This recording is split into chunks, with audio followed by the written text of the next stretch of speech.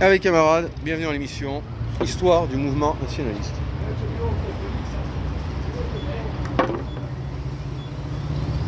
Tout commence dans les années 30. Les années 30, c'est une opposition au Front populaire. Les nationalistes c'est de la merde à l'époque. C'est l'Action française. C'est la Cagoule au Sarn, qui sera plus connue sous le nom de la Cagoule. C'était au Sarn, Organisation secrète d'action révolutionnaire nationaliste. Croix de feu et autres mouvements qui aboutiront à un putsch ridicule qui foirera le 6 février 1934. Ensuite, l'évolution de ce mouvement par rapport à la Seconde Guerre mondiale. Une partie de cette mouvance choisit la résistance, une autre choisit la collaboration. De là, ensuite à la fin de la guerre, tout ça s'est dissous. Naîtront d'autres mouvements, l'Action française se refera et naîtra un autre mouvement, Jeunes Nations, avec les frères Sidos, eux issus de la collaboration. Mouvement tout aussi merdique que le reste, catho, roico, pétiniste, tout ce que tu veux, et conservateur. De là, naîtra ensuite Occident, et tout ça grâce à mai 68. Tout ça, ça naîtra grâce à mai 68, opposition totale au communisme, occidentalisme, et certes une opposition au communisme des gauchistes de 68, mais en même temps, un côté rebelle libertaire, où une jeunesse en aura marre un peu du côté conservateur et choisira la voie du nationalisme révolutionnaire. Mais révolutionnaire pourquoi ? Révolutionnaire contre le conservatisme et une nouvelle forme. De là naît une contre-culture. Les blousons de cuir, la croix celtique, la baston comme mode d'expression. Ce sera les mouvements qui viendront à partir de là. De ces mouvements, ensuite il viendra se joindre à ça les années rock, avec les rockabilly, les rebelles quoi, qui ont une idéologie plutôt suprématiste, où c'est les mecs avec les bananes, les perfectos et compagnie. Et ensuite le skin. Là, le skin, on est sur une évolution totale et révolutionnaire véritablement. Parce que non seulement il y a une contre-culture vestimentaire, paraboot, jean, bomber, mais en plus c'est une musique qui est du rock nationaliste. Le RAC, Rock Against Communisme, le RIF, ensuite Rock Identitaire Français, qui viennent de la Oi qui était le mouvement, la musique des skins apolitiques. Le skin, moi j'intégrerais ça fin 90, en 98, jusqu'en 2009. Le skin sera vraiment ce qui aura créé une révolution au sein de l'extrême droite. Et même au sein de l'Europe. Parce que, si vous regardez d'ailleurs, les skins, violence, provocation, mais tout a atteint des sommets. Mais pourquoi donc vous allez me dire, oui mais c'était nazi, non. Donc je vais en venir à ça. Nous n'avions rien, pas de médias, pas de moyens d'expression. Nos ennemis avaient tout. Donc une stratégie provocatrice. Donc seront utilisés des croix gammées ou autres en provocation. Et un peu parce que les médias fonctionnent comme des chiens qui ont montré un os. Et voilà, quand tu remontes une croix gamme, ça les fait venir. À l'époque, il n'y avait pas de réseaux sociaux. Donc deux moyens d'expression, la violence et la provocation. De là, ça continuera jusqu'à la fin des années 2000, où là, on arrive à la fin. Pourquoi ? Parce que là, le mouvement se fait grand remplacer de l'intérieur. Naît une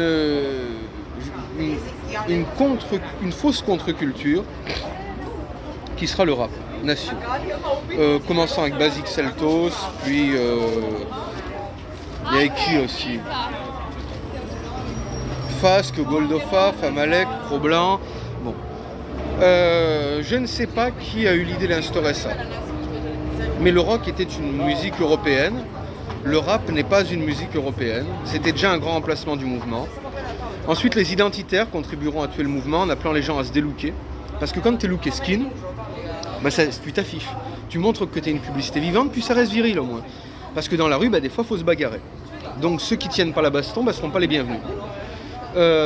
Donc tu n'aurais pas eu de Adrien Blassiot à l'époque, non ? À l'époque, il fallait tenir la route. Les réseaux sociaux aussi viendront à faire couler le truc, parce que les réseaux sociaux, maintenant tu peux t'exprimer en l'anonymat. Avant, tu t'exprimais en la rue, donc il n'y avait pas d'anonymat. Fallait se battre, fallait militer. Là aussi, il n'y aurait pas eu d'Adrien Blassiot. Ensuite, vu que tous ces mouvements étaient quand même tenus par des oppositions contrôlées comme le Front National ou le MNR de Maigret, on en viendra à la dédiabolisation, le marinisme,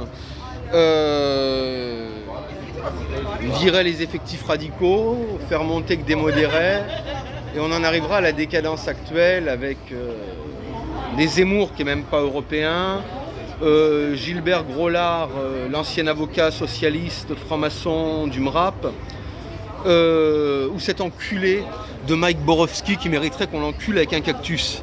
Ce mec qui était directeur des jeunes de Chirac à l'époque où il faisait la campagne contre Le Pen en 2002, qui n'en est même pas repentant, qui est anti-extrême droite, qui avait osé se moquer d'Estelle dans une interview, et qui avec son espèce de Fatoumata toxico, et qui vient nous donner des leçons de nationalisme.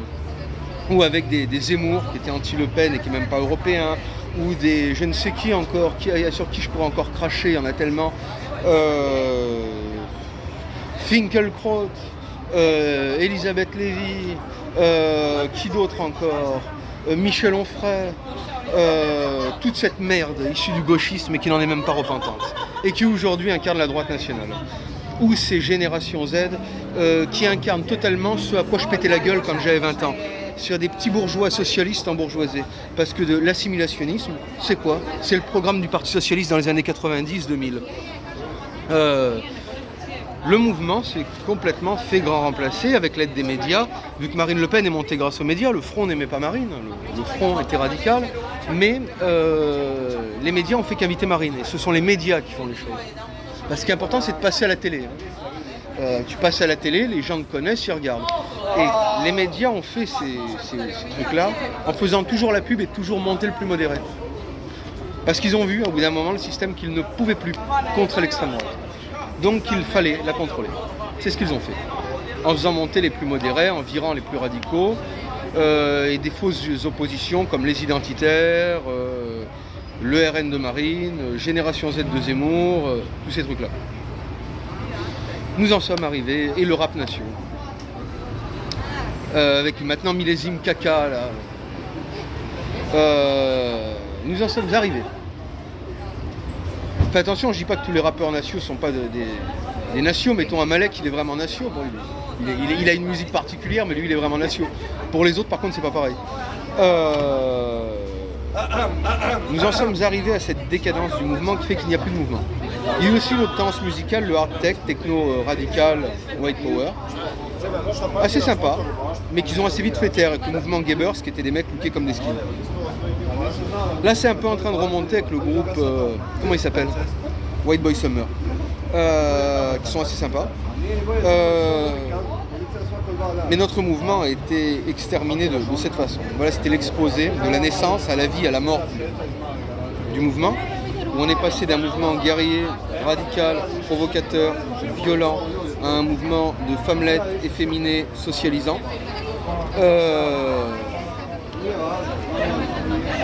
Voilà pour l'histoire du mouvement. Que faire? Question typiquement léninienne. Je vais vous le dire. Prendre ses couilles, leur dire bonjour, le moment des retrouvailles est venu, et reprendre notre mouvement, recréer cette contre-culture, cette contre-société. Donc maintenant on a les réseaux sociaux, il n'y a plus besoin d'être violent dans la rue, mais reprendre notre look. Nos ennemis sont en costard, ou alors en survêt Lacoste. Nous pouvons remettre des blousons de cuir ou des bombers, des paraboots ou des docks, et des treillis ou des jeans. Nous pouvons réécouter du Rack, de la Oi, du Riff. Il y a des canaux Telegram pour ça. Allez sur mon canal, qui a un lien en description, je vous mettrai les liens des canaux. Reprendre notre musique, reprendre notre culture, et être une opposition totale au système et à la société. Notre but n'est pas de nous intégrer dans la société. Cette société nous rejette, cette société nous la rejetons. Nous n'avons rien à voir avec eux. Nous devons être une opposition totale à eux. Nous ne devons pas chercher à nous dédiaboliser. Ceux qui nous trouvent trop radicaux, ceux qui nous aiment pas, qu'ils aillent se faire enculer. Si les gens en regardant BFM et en marchant dans la rue ne sont pas foutus de comprendre, on n'en a rien à foutre. Nous devons redevenir une opposition totale et radicale et non une merde dédiabolisée qui ne marchera jamais et qui n'est tout simplement que des fidèles valets du système ayant pour but d'une extrême droite castrée dans le but d'éviter toute révolte et de contrôler le peuple. Il est temps à nous de reprendre nos couilles et notre mouvement en main. Voilà ce que je voulais vous dire dans cette vidéo. Allez avec camarades.